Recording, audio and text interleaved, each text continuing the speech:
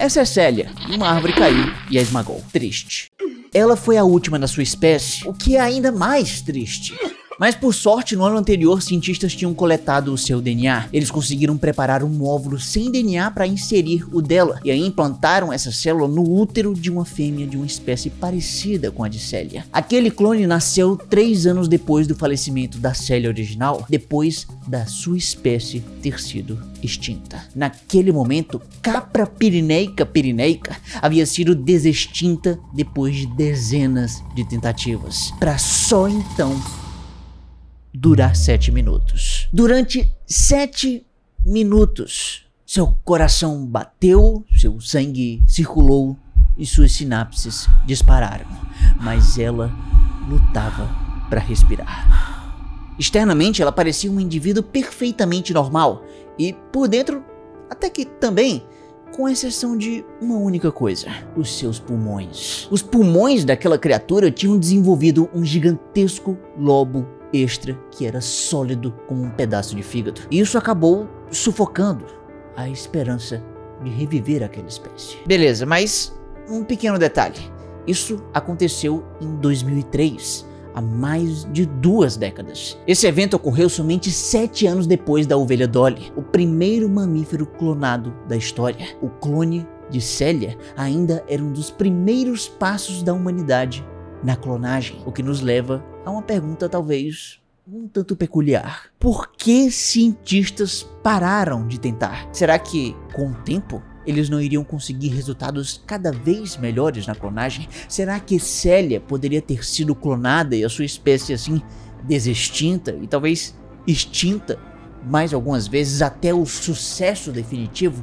Por que será que essa espécie foi extinta apenas uma única vez? Se tivessem insistido mais na clonagem, possivelmente nós teríamos um planeta em que Capra pirineica estivesse andando por aí. E ainda mais importante do que isso, a gente poderia usar essa espécie como uma porta de entrada para um mundo completamente novo, com mais outras espécies desextintas. Talvez, quem sabe, estivéssemos a caminho de desfazer extinções ainda mais desafiadoras, como animais mais antigos, como um dodô ou quem sabe até um mamute. E quem sabe a humanidade seria capaz de quitar as suas maiores dívidas com a mãe natureza. Porém, como você pode perceber, esse não foi exatamente o caminho que a humanidade seguiu. Desde então, nós tiramos o pé do acelerador na clonagem e as tentativas de desextinção acabaram parando. E curiosamente, a própria história de Capra pirineica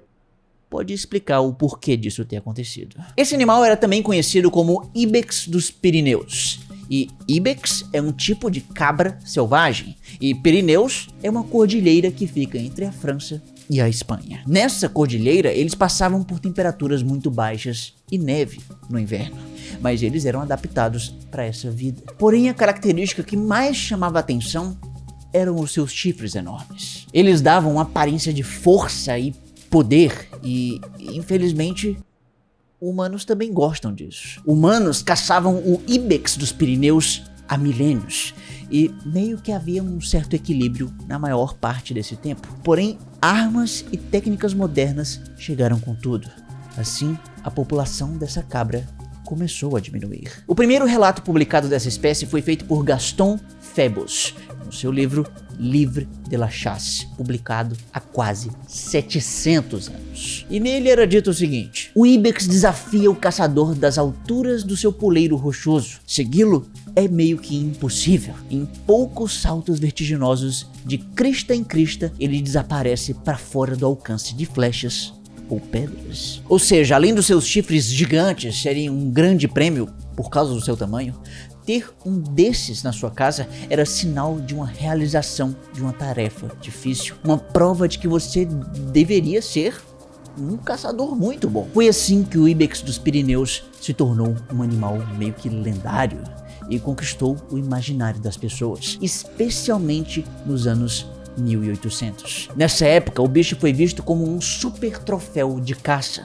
pela alta burguesia europeia e internacional. E quanto mais esses animais eram caçados, mais raros e difíceis eram de serem encontrados, o que por sua vez acabava deixando ele com uma aura ainda mais atrativa para os caçadores. E assim a população foi diminuindo e diminuindo, até que no ano 1900 chegou a apenas 100 indivíduos. Foi só em 1913 que a caça do ibex dos Pirineus se tornou proibida na Espanha, e o Parque Nacional de Ordesa e Monte foi fundado para proteger o seu habitat. A ideia era fazer a população crescer de novo e, essencialmente, salvar a espécie. Mas o problema foi que pouco tempo depois disso, veio a Guerra Civil Espanhola, em seguida de uma ditadura, e no fim das contas, o primeiro levantamento populacional sério para valer só foi feito em 1995, e foi aí que descobriram que só haviam 3 fêmeas na região. Esses sobreviventes estavam se tornando cada vez mais apenas fantasmas do seu passado, sem nenhum tipo de perspectiva para o futuro, a menos que houvesse hibridização. Essa técnica pode ser usada quando uma espécie está muito perto da extinção, a ponto de que não há uma população grande o suficiente com diversidade genética o suficiente para ela conseguir se salvar. Nesse caso, uma espécie ameaçada de extinção iria eventualmente desaparecer sem ajuda externa humana. E essa ajuda, no caso, pode ser a hibridização. Porém, há um problema aí. O problema da hibridização é que ela consiste em, através do cruzamento, misturar uma espécie com outra parecida. E o resultado, a princípio, não é nenhuma espécie nem outra, mas algo no meio do caminho. Isso quer dizer então que, de certa forma, a espécie ameaçada não iria existir mais. Haveria apenas um híbrido, com uma parte do seu DNA original. Mas, apesar desse problema, foi exatamente isso que tentaram fazer. Depois de muito esforço, em dezembro de 1996, foram soltos de um helicóptero 2 indivíduos de uma espécie muito próxima do ibex dos Pirineus. Aqueles eram 2 machos férteis do ibex ibérico. O ibex dos Pirineus viviam somente nos Pirineus, já o ibex ibérico vivia espalhado por outras áreas da Península Ibérica. Um era resistente ao clima frio dos Pirineus, e o outro, nem tanto. Um estava criticamente ameaçado de extinção, e o outro era abundante na natureza. E os 2, enfim, iriam se unir. Pelo menos essa era a ideia. Os 2 machos introduzidos se juntaram à última fêmea do ibex dos Pirineus e ficaram quase 1 ano juntos. Mas o fato é que a hibridização, apesar disso, não deu certo. Os 2 machos acabaram morrendo, o que, à primeira vista, pode-se pensar que isso foi um desastre completo, que apenas confirmou o que já se suspeitava, que o ibex ibérico não consegue resistir ao frio dos Pirineus. Agora, se a gente parar para pensar em um outro aspecto, a gente pode pensar que essa tentativa não foi totalmente ruim. Ela apenas não funcionou como hibridização, mas ela serviu para outra coisa. Um dos machos do ibex ibérico recebeu o nome de corricaminos, porque ele corria grandes distâncias pelos Pirineus, ou seja, parecia até bem saudável. E assim ele viveu por 13 anos nessa região, que teoricamente deveria ser fria demais para ele, mas ele viveu bastante. Então, sim, esse indivíduo realmente acabou falecendo, mas ele viveu uns bons anos antes disso. Ele mostrou para o mundo inteiro que havia uma certa possibilidade de que, de alguma forma, a sua espécie pudesse viver nesse novo lugar frio. Seria então possível que o ibex ibérico pudesse preencher o vazio deixado para trás pelo ibex dos Pirineus. E aí, visto isso, você pode talvez pensar o seguinte: bom, então nesse caso, a espécie ameaçada não iria ser exatamente salva. Ela nem sequer seria misturada com uma outra espécie, seria apenas substituída por uma outra. Seria melhor, então, assim, acabar usando a clonagem para trazer de volta de verdade o ibex dos Pirineus.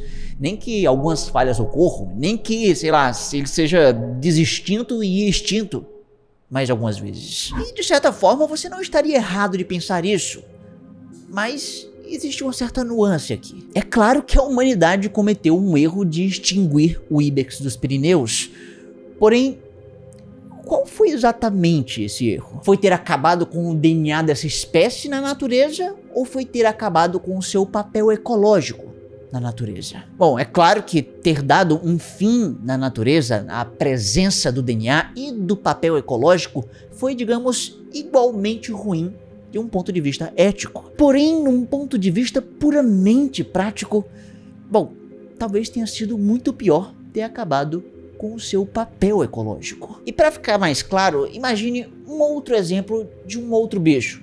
Hipoteticamente, imagine um inseto, que ele é importante para a natureza porque ele poliniza as flores. Ele é importante por causa disso, não porque o seu DNA possui uma coisa assim ou assado, ele é de um jeito ou de outro. Para a natureza, de nada importa como é o DNA desse inseto. O que ela só quer saber é se ele é capaz de polinizar várias flores.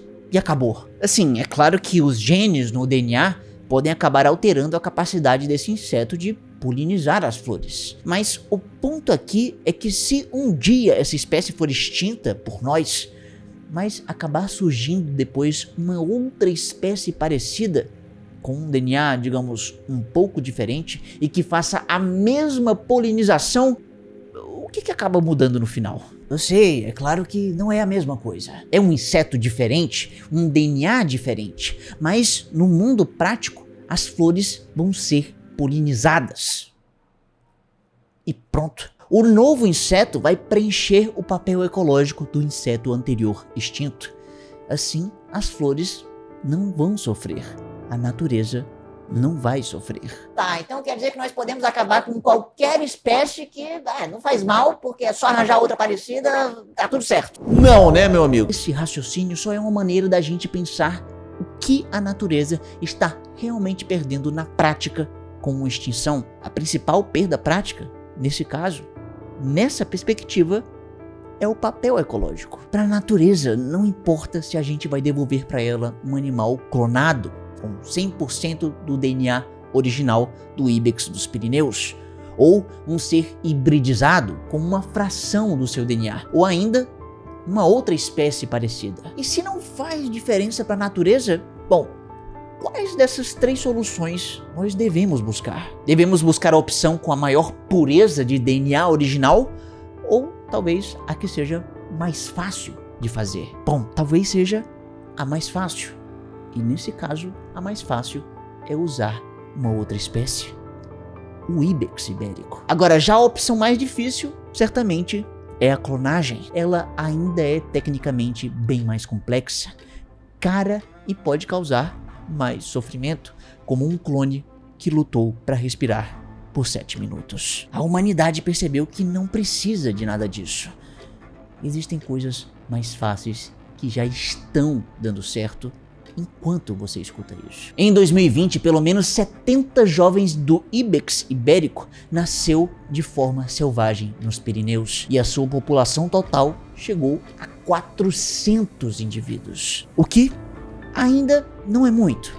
Ainda não podemos cantar vitória, mas nós já podemos nos dar um pouco de esperança. Atualmente eles estão se adaptando, seus chifres crescendo e seus pelos engrossando. Eles estão se multiplicando como se fosse uma propriedade emergente das rochas montanhosas dos Pirineus. Quase como se as flores das rochas florissem em um animal que cada vez mais se parece com Célia.